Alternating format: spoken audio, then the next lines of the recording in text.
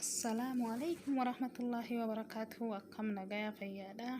Har'a video biraatiin dhufee salaaxaa qaysirii irraa dalaguutti jira. Kanaafuu na waliin turaa isiniin jedha.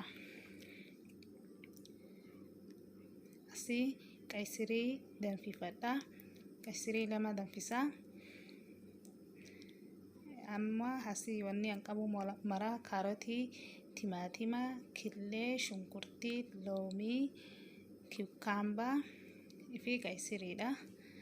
Akkanatti haala kanaan didiqqeessee ciree maraa akkanatti cira. Hagasii walitti deebina eegas.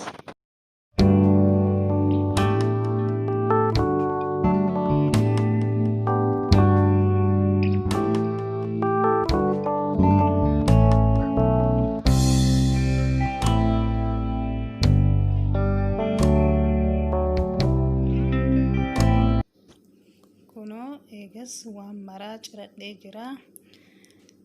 Egasii waan maraa asitti bakka takkatti walitti naqadha. Kana hunda walitti naqee waliin miksi godhee egas isiniif deebi'a.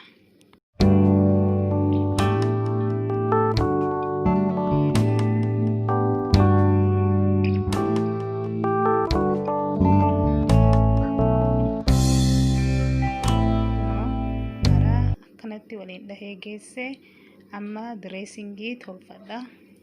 Dressingii kana olive oil qaba. Qonda barbaree kadaakame, black pepper,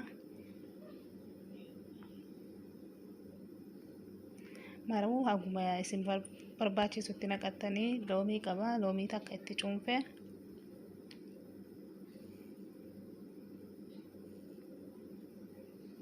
egas soqidda xiqqoo irra buufadha. Daa'ima itti naqe xiqqoo, garuu daa'ima abbaan hin feene irraa dhiisuu dandeettanii. Ani daa'ima xiqqishuma itti dabale.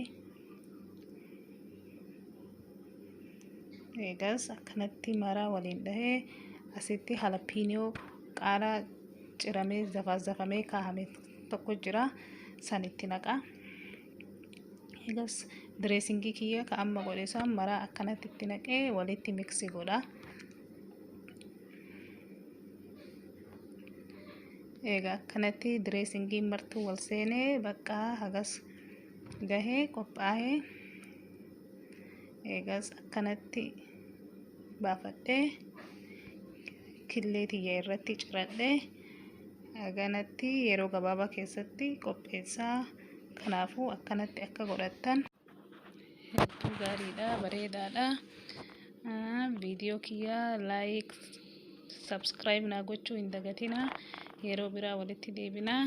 Nagaa keessa tura.